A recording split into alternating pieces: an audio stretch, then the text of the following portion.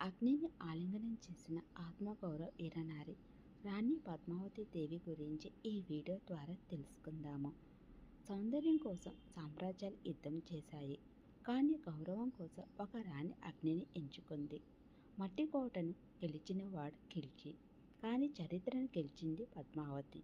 చిత్తూరు ఘాట్ సామ్రాజ్య చరిత్రలో అత్యంత ధైర్య సాహసాలు మరియు త్యాగానికి చిహ్నంగా నిలిచిన రాణి పద్మావతి కథని మీరు కోరినట్లుగా క్రమపద్ధతిలో వివరంగా ఇక్కడ అందిస్తున్నారు.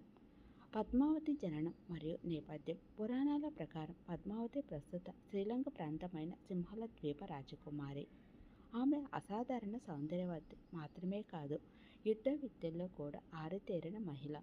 ఆమె వద్ద హీరామణి అని మాట్లాడే చిలుక ఉండేదని, అది ఆమె అందం గురించి లోకమంతటా వర్ణించేదని కథ. రతన్ సింగ్తో వివాహం. మేవార్ రాజు రావల్ రతన్ సింగ్ పద్మావతి గురించి తెలుసుకొని సింహల్ ద్వీపానికి వెళ్ళి ఆమెను స్వయంవరంలో గెలుచుకొని చిత్తూరు రాణిగా తీసుకువస్తారు. వారిద్దరి జీవితం చిత్తూరు కోటలో చాలా ఆనందంగా సాగుతూ ఉండేది. రాఘవ చేతన్ బహిష్కరణ మరియు కుట్ర. రతన్ సింగ్ ఆస్థానంలో రాఘవ చేతన్ అనే సంగీత విద్వాంసుడు ఉండేవాడు. అతను మంత్ర విద్యలు చేస్తున్నాడనే కారణంతో రతన్ సింగ్ అతడిని అవమానించి రాజ్యం నుండి బహిష్కరిస్తారు. దీనికి ప్రతీకారం తీర్చుకోవాలని రాఘవ చేతన్ ఢిల్లీ సుల్తాన్ అల్లావుద్దీన్ ఖిల్జీ వద్దకు వెళ్తాడు. పద్మావతి అద్భుత సౌందర్యం గురించి ఖిల్జీకి వివరించి ఆమెను పొందితేనే నీ సుల్తాన్ పదవికి సార్థకత అని రెచ్చగొడతాడు. అల్లావుద్దీన్ ఖిల్జీ దండయాత్ర పద్మావతిని దక్కించుకోవాలనే దురాశతో ఖిల్జీ చిత్తూరు కోటపై దాడి చేస్తాడు. కానీ చిత్తూరు కోటను ఛేదించడం అసాధ్యమని గ్రహించి ఒక కుతంత్రం పన్నుతాడు. నేను రాణిని నా సోదరిగా భావిస్తాను, ఒకసారి ఆమెను చూపిస్తే వెనక్కి వెళ్ళిపోతాను అని రతన్ సింగ్కు వర్తమానం పంపుతాడు.